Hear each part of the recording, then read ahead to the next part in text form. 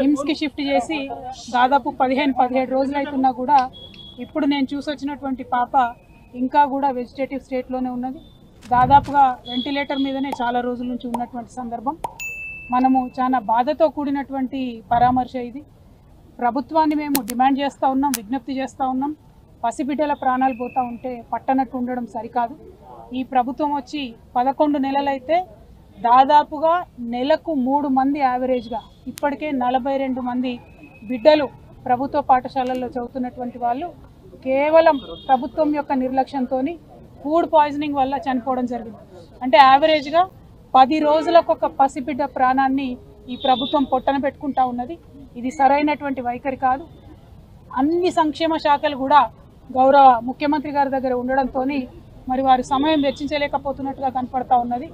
ఒక్క 10 నిమిషాలు మీరు పాఠశాలల్ని పసిబిడ్డల గురించి ఆలోచించి రివ్యూ చేసినట్టయితే ఈ ప్రాణాలన్నీ కూడా కాపాడేటటువంటి పరిస్థితి ఉంటుంది. నిన్న పేపర్లో చూసాం, నారాయణపేటలో హాస్టల్లో అన్నంలో పురుగు వచ్చిందని చెప్పి పిల్లలందరూ ధర్నా చేస్తే స్వయంగా ముఖ్యమంత్రి గారు మరి రివ్యూ చేసిన తర్వాత తెల్లారి మర్నాడు కూడా మళ్ళీ అదే సీన్ రిపీట్ అయితే పిల్లలంతా ఇప్పుడు కూడా ధర్నా చేస్తున్నటువంటి పరిస్థితి మరి కనబడతా ఉంది.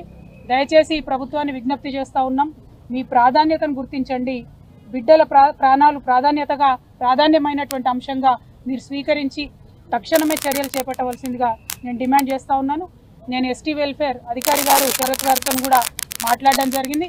మరి వారు మేము చూస్తున్నాము, అన్ని రకాలుగా చర్యలు తీసుకుంటున్నామని చెప్తున్నప్పటికీ ఆదిలాబాద్ టు ఆలంపూర్ మీరు ఏ ఒక్క పాఠశాల చూసినా, ప్రభుత్వ గురుకుల కావచ్చు, ఆశ్రమ పాఠశాల కావచ్చు, ఏది చూసినా కూడా ప్రతి పాఠశాలలో ఏదో ఒక ఇన్సిడెంట్ జరిగింది. ఈ 42 మంది పిల్లలు 11 నెలల్లో చచ్చిపోయింది. అన్ని జిల్లాల నుండి ఉన్నారు. కాబట్టి ఓవరాల్గా ఈ పాఠశాలలో చదివేటటువంటి పిల్లలు మరి మేము ఐఐటి పోవాలన్నా, ఐఐఎంకి పోవాలన్నా, లేకపోతే ఎవరెస్ట్ అధిరోహించాలా అని చెప్పి ఉన్నతమైనటువంటి ఆశయాలు లక్ష్యాలతో ఉన్నటువంటి సందర్భాన్ని కూడా మనం తెలంగాణ ప్రజలుగా చూసినాం.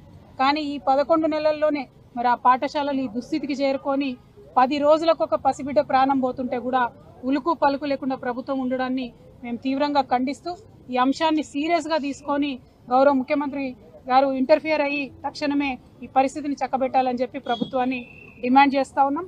అట్లానే ఇప్పటి వరకు ప్రాణాలు కోల్పోయినటువంటి ఆ 42 మంది కుటుంబాలకు కూడా ఎక్స్గ్రేషియా కింద 10 లక్షల రూపాయలు ఇవ్వాలని కూడా మేము డిమాండ్ చేస్తూ ఉన్నాం.